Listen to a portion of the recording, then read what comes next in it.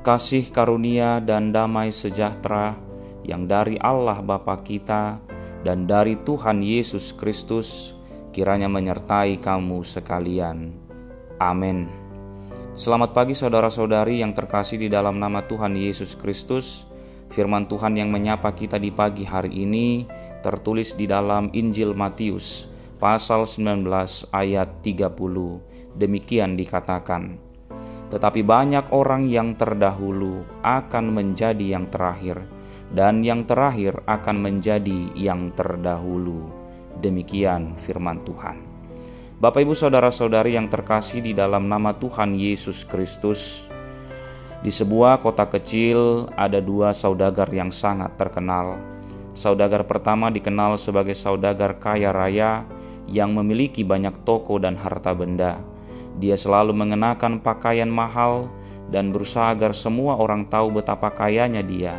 Setiap hari dia datang ke pasar dengan pengawalan yang ketat, memastikan tidak ada yang bisa mendekatinya kecuali untuk urusan bisnis. Sementara saudagar kedua adalah seorang pedagang kecil yang hanya memiliki sebuah kios buah di sudut pasar. Meskipun pendapatannya tidak seberapa, tetapi saudagar ini dikenal sangat murah hati dan penuh kasih. Setiap hari dia memberikan buah-buahan kepada anak-anak yang tidak mampu, membantu tetangga yang kesulitan, dan selalu menyapa setiap orang yang lewat dengan senyuman hangat. Pada suatu hari, kota itu dilanda badai topan yang besar, yang merusak banyak rumah dan kios-kios di pasar. Ketika badai berlalu, saudagar pertama merasa sangat marah karena banyak barang dagangannya menjadi rusak.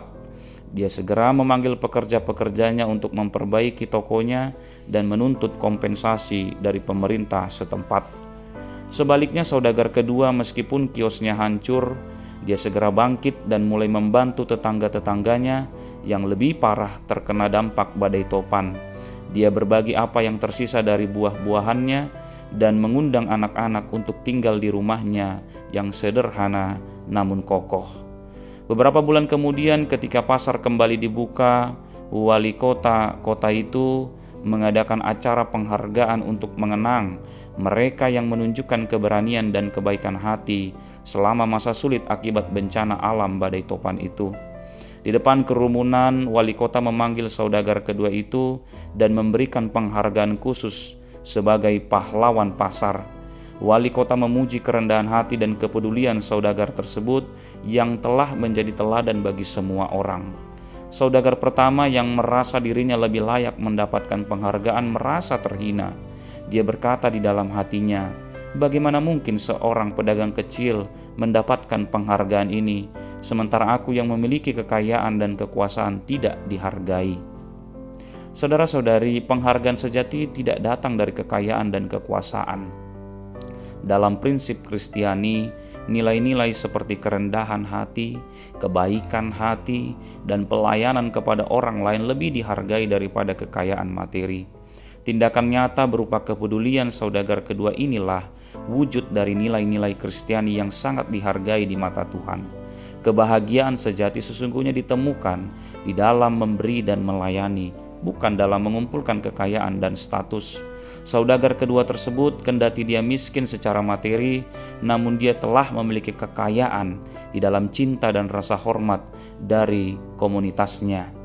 Prinsip yang terakhir akan menjadi yang terdahulu terwujud dalam penghargaan yang diterima saudagar kedua tersebut. Meskipun dia tidak mencari penghargaan, tetapi tindakannya yang penuh kasih membuatnya diakui dan dihormati. Saudara-saudari, apakah prioritas hidup kita? Apakah mengejar kekayaan dan status? Atau apakah mereka mengutamakan kasih, kerendahan hati, dan pelayanan kepada sesama? Di satu waktu di sebuah desa kecil diadakan sebuah perlombaan lari untuk semua anak-anak. Lomba ini sangat populer dan selalu dinantikan oleh seluruh penduduk desa. Seperti biasa, semua anak bersiap di garis start dengan semangat dan harapan untuk menang. Di antara para peserta ada seorang anak bernama Matthew. Matthew adalah anak yang tidak terlalu cepat berlari. Banyak anak lain yang lebih kuat dan lebih cepat darinya. Saat peluit tanda mulai lomba ditiup, Semua anak berlari dengan kecepatan penuh. Matthew dengan langkah kecil dan napas terengah-engah berada jauh di belakang. Namun saat lomba berlangsung, sesuatu yang di luar dugaan terjadi. Salah satu anak terjatuh dan mengalami cedera. Matthew yang melihatnya, meski dia tahu bahwa ia akan tertinggal jauh, ia memutuskan untuk berhenti dan membantu anak yang jatuh itu. Dia membantunya bangkit, membersihkan luka-lukanya, dan berjalan bersamanya menuju garis finish. Anak-anak lain sudah lama sampai di garis finish dan merayakan kemenangan mereka. Ketika Matthew dan temannya akhirnya sampai, mereka disambut dengan tepuk tangan meriah.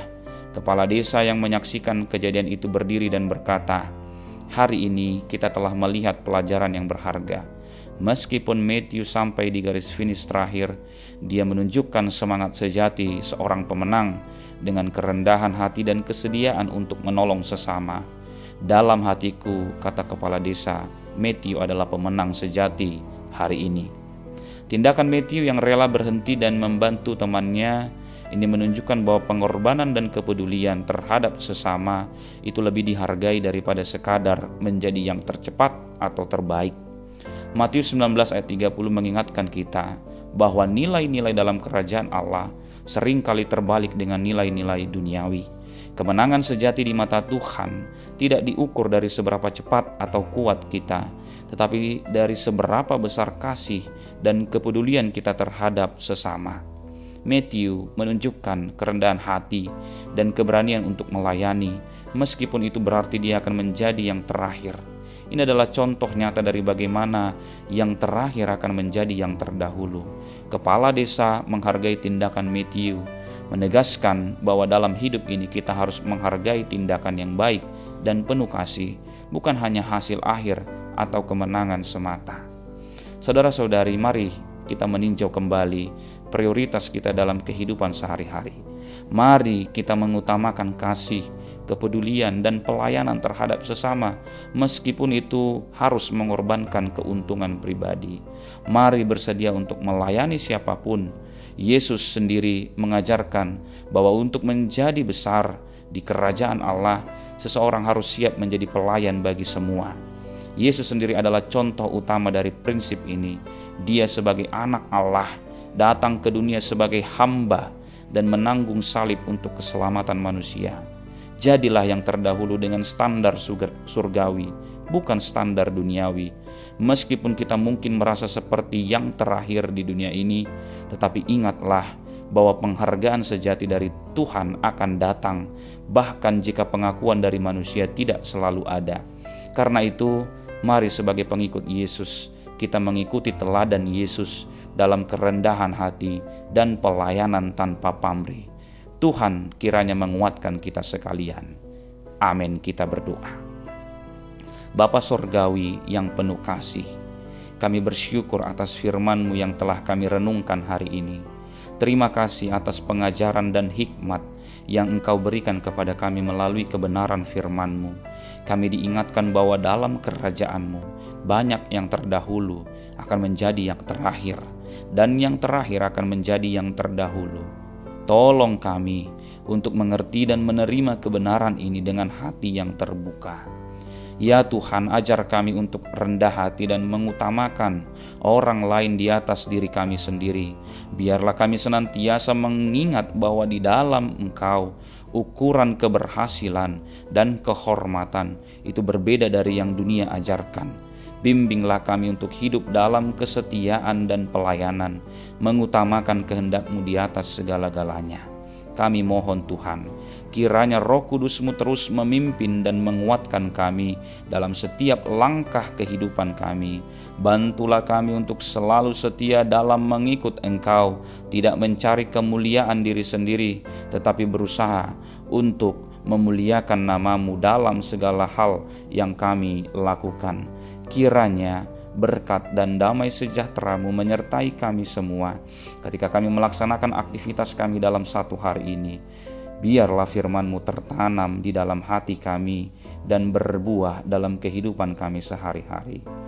Kami berdoa di dalam nama Tuhan Yesus Kristus yang hidup dan berkuasa, sekarang dan sampai selama-lamanya. Amin. Thank you for watching. Thank you for watching.